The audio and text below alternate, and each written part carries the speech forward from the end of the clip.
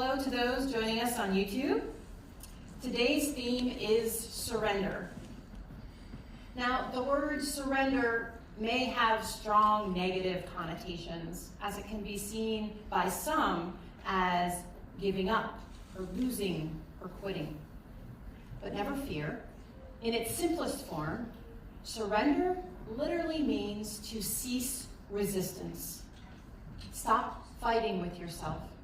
Stop fighting the universe and the natural flow of things. Stop resisting and pushing against reality.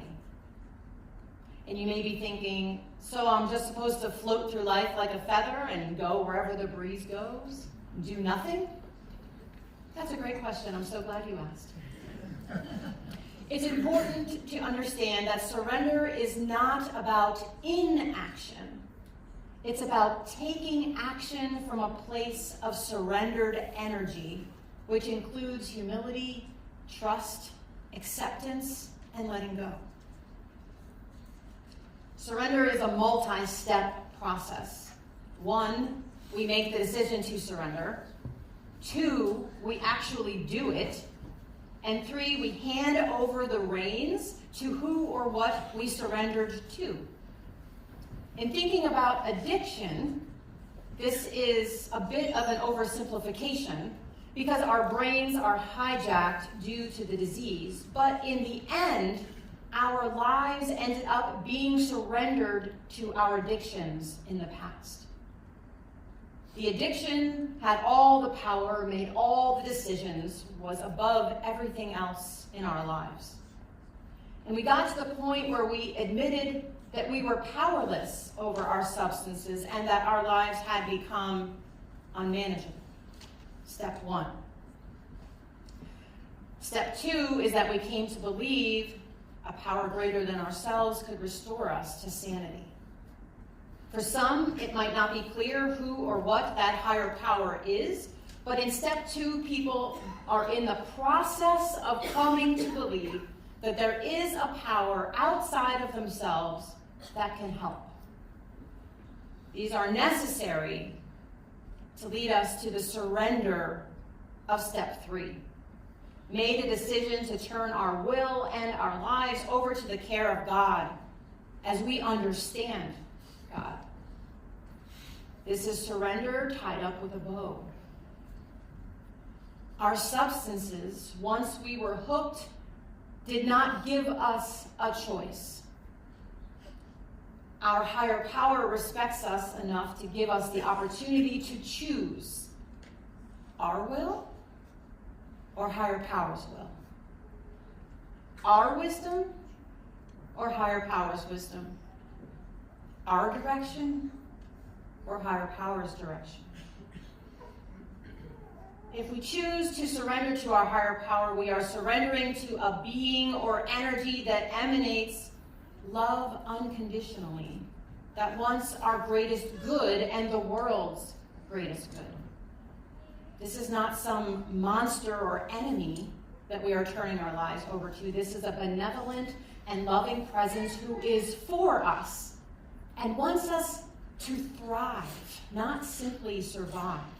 A higher power who wants us to experience meaning, purpose, and joy. I want that for my life. You probably do too. But I can't have that in my life if I don't turn my will and my life in its entirety over to the God of my understanding. Continuously, day after day. You know, I've tried to do it my way, and it always ends badly. The good things that what my higher power wants for me do not come to fruition if I'm in my own will. If I get out of my own way and surrender, things aren't perfect all the time, but life gets a lot lighter, a lot smoother, a lot more meaningful. Surrender can be tricky because it involves trust in something outside of ourselves, which means we no longer have control, or rather the perception of control. It feels scary to hand over the reins of our life to which we grasp so tightly. And we can build trust with our higher power like any other relationship by spending time and attention. Prayer and meditation are great places to start and continue this process. Along with trust, surrender also involves acceptance. After serving multiple tours in combat zones, Jacob returned home a changed man. Struggling with PTSD, he felt isolated and unable to reintegrate into civilian life. His days were haunted by memories that refused to fade. And it was during therapy sessions that he first heard about surrender, not as defeat, but as acceptance. Jacob learned that surrendering meant acknowledging his pain without letting it define him. He started sharing his story at local schools and community centers, transforming his trauma into lessons on resilience and hope. Each time he spoke about his experiences, he felt the weight lifted off his shoulders. Finding a supportive community allowed Jacob to embrace healing rather than hide from it. By surrendering his need for perfection, his desire to appear normal, he discovered a new identity that included both his service and his scars. His journey became an inspiring treatment testament to hope for veterans struggling with similar challenges. Jacob ceased resisting and settled into being his authentic self as he was in the moment. A higher power is all over that story. If we look through a Buddhist lens, surrender is about freedom. It's the freedom that comes from releasing, again, our need to control. This means practicing that. It does involve a lot of practice. Being okay with the outcome, no matter the situation, no matter what it is. We can do this if we trust the process, the universe, our higher power.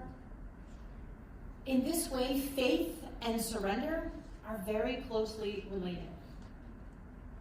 In my life, I like to think of it as, to the best of my ability, being prepared to be on time, to prep for a meeting or a presentation, to facilitate a retreat. But whatever happens, I trust that God is in it, even if it doesn't go as the way I planned. I trust that God's way is better than mine. And sometimes during these frustrating times, I have to take a breath and remind myself of that, because in my humanness, I want my way. I want my plans the way I had planned them. But I'm not God. God's way is always better than my way. Surrender is kind of like an art. It's complete acceptance of what is and faith that all will be well, even without our input. Letting go of our fears and desires and trusting the natural flow of life is a path that leads to deep healing, especially for those of us in recovery. Letting go of control not only feels better in our minds and bodies, but actually produces better results. Each emotion that comes up is attached to a certain level of energy in our body that propels us or steadies us or holds us back. The energy of surrender accomplishes much more than the energy of fear, which is usually the emotion underneath of control.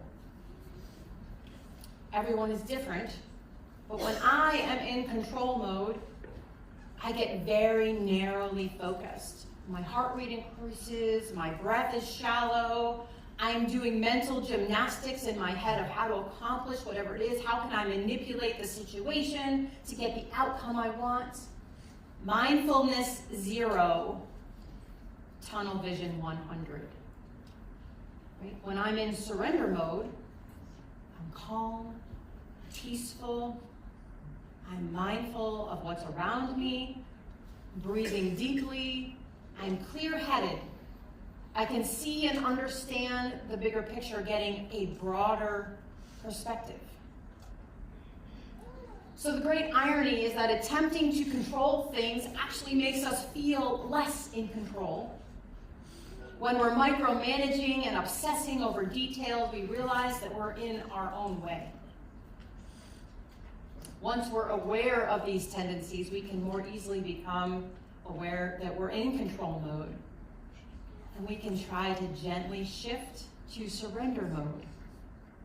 But awareness needs to happen first. Being receptive and allowing things to happen versus fighting against reality is possible with intention and practice. Albert Einstein said, "The most important decision we make is whether we believe we live in a friendly or a hostile universe." This can be a hard one. Some days it's hard, but I strive to err on the friendly universe side. Because perception is everything. When we're open to a friendly universe, we attract that energy. It greatly helps to believe in a friendly universe, a friendly higher power, one that is supporting us at every turn so that we don't have to worry ourselves over the details. You ever hear that? Don't sweat the small stuff. It's really, a lot of it is small stuff. It's way above our pay grade. And if a friendly universe or a higher power feels unnatural, consider acting as if the friendliness is there. As if. So let's take a few moments of silent reflection. And I invite you to think of a situation in which you are struggling, or just life in general, and apply this question. What am I afraid will happen if I let go of control and surrender? And how does that speak to my trust in my higher power or the natural flow of life?